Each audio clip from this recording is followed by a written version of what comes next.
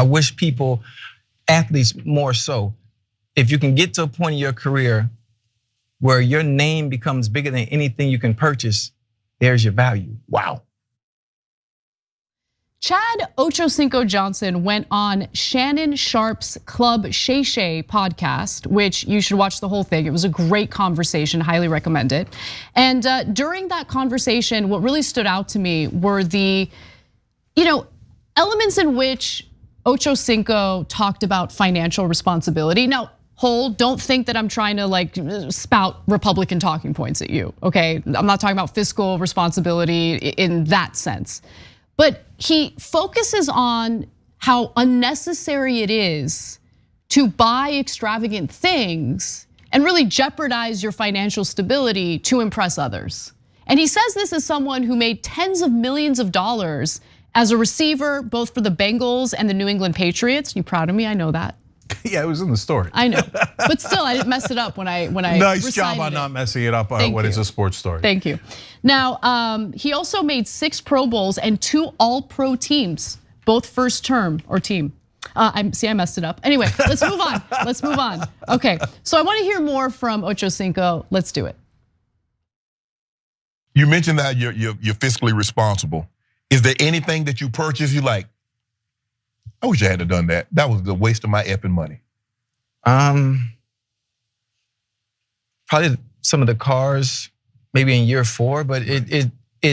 All those don't Chevy? Yeah, the high-end vehicles, but I didn't purchase at least everything. Right. Bugatti, Ferrari, I did it all. Right.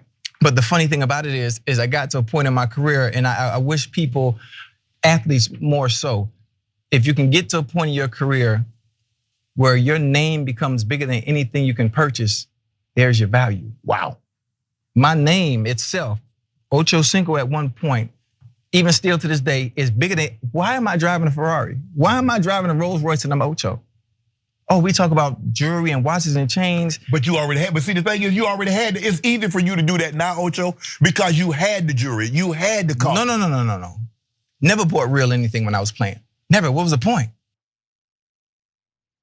So he goes on to talk about the jewelry that he would wear because it looked real, but it turns out, let's go to the second graphic here. I never bought real anything when I was playing, never. What was the point? I went to Claire's. For what? What am I doing it for? The women are going to deal with you anyway because of who you are.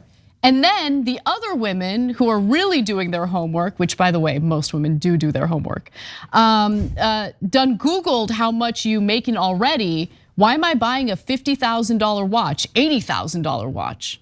No, I love it, okay? And put the women part of it out completely, right?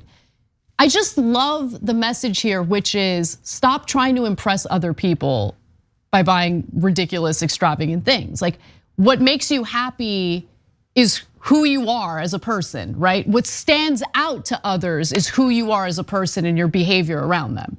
Yeah, I'm gonna bring the women back. So of course. I'm gonna translate for you guys. When he said, the women wanna deal with you anyway. Okay, basically he's saying, look, I'm an NFL receiver. I'm famous. I'm gonna get laid anyway. What do I need to, like you need an $80,000 watch when you can't get laid. Okay, and to me, the reason I like that is because it's rational. It doesn't make any sense to waste all that money. And by the way, make yourself a target of robberies, as other NFL stars have found out the hard way. I always remember the story of the guy who got robbed in Vegas. He had all this bling on him, goes out, kicked the living crap out of him. Another receiver, by the way, and took his jewelry. Remember when Putin took some, I think an NFL player's ring? No, it was Robert Kraft's Super Bowl ring, the owner of the Patriots. Oh, then it's okay. No, it was okay. Actually, he's a giant Trump supporter. Okay, but that was one of the craziest moves I've ever heard. Putin's like, oh, that looks lovely, that Super Bowl ring. Can I see it for a second? And Kraft's like, oh yeah, okay, let's see my ring. Gives it to him. Putin goes, oh, that is very nice. Puts it in his pocket. What are you gonna do now? Okay, it's amazing. Okay, so Kraft never got it back. No. So now, in the case of Ochocinco, the other rational and really smart thing that he's doing, it did, and I knew it back then too.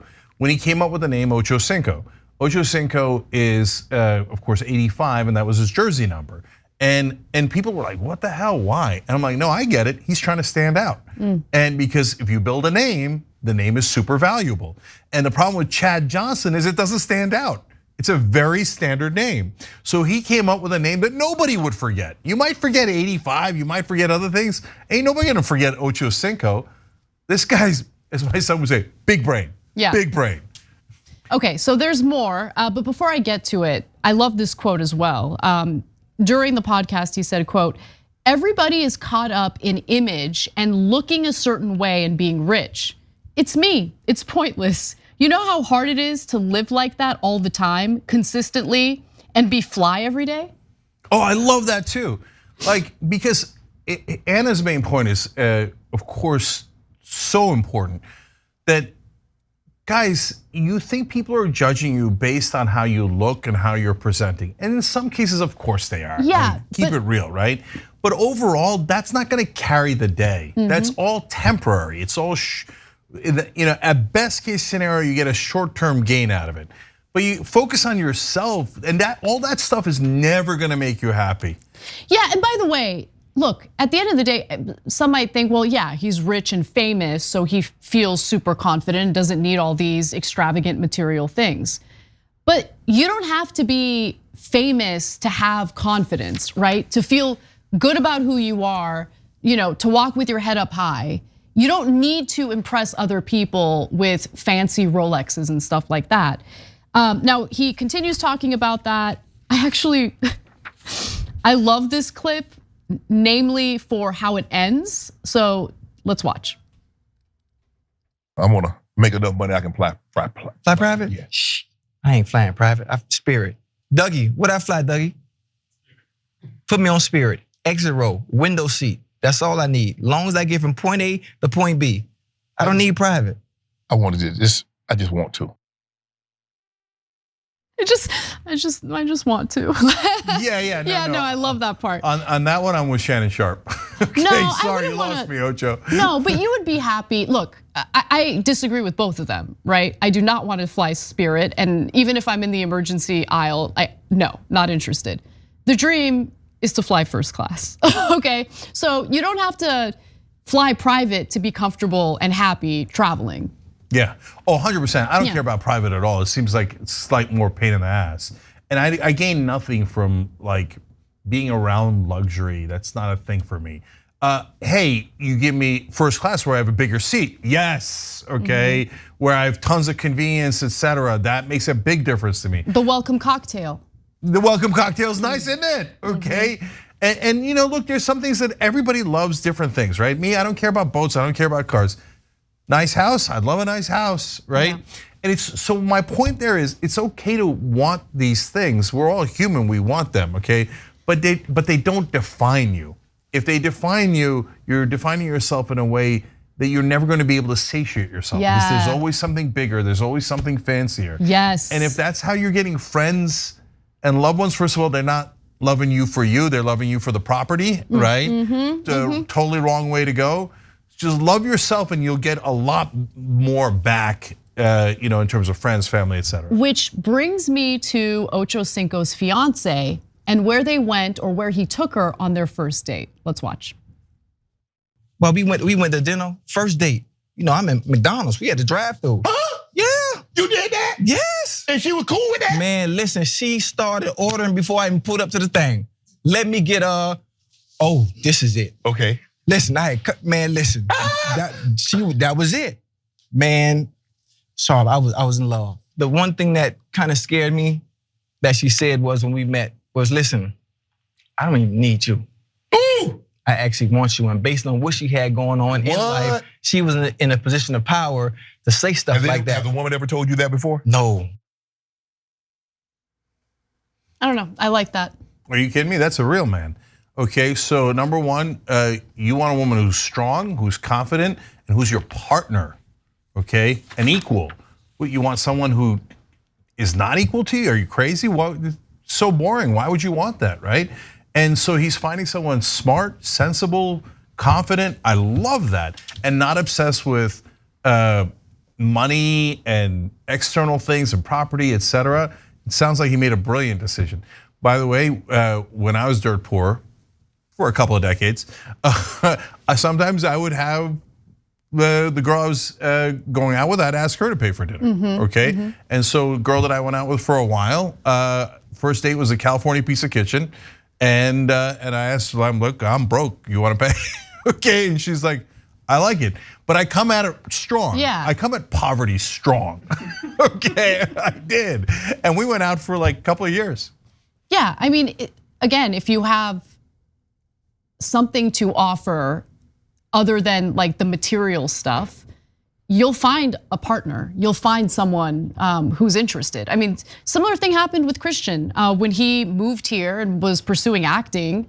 He didn't have any money, and I remember when we were trying to figure out where we would go out on a date, he's like, "You want to meet at the park?" I was cool with it, but then he was like, "All right, cool. I can't meet you now. I want to take a nap." And I was like, "We're not meeting up tonight." Okay, that's a different story. It went awry. That story took a turn. But I married him, you know? Yeah. But you know what it is though? Same thing. When how did I become Mr. Jamaica? Well, I was on a flight with Zara, who wound up becoming Miss Jamaica. No big deal. And what I did was, after a while, made a couple of jokes, and I was like, "Look, I'm tired. I'm gonna go to sleep." And I stopped talking to her. And she told me later, "Who is this man to go to sleep on me?" Okay. And that's how we started going out. So guys, the key there is confidence. Well, I didn't have any money, right? So why was I confident? I was confident in myself, okay, and what's inside me, not what's on the outside of me. Yes, yes. Thanks for watching The Young Turks, really appreciate it. Another way to show support is through YouTube memberships. You'll get to interact with us more. There's live chat emojis, badges. You've got emojis of me, Anna, John, JR, so those are super fun. But you also get playback of our exclusive member-only shows and specials right after they air. So all of that, all you gotta do is click that join button right underneath the video. Thank you.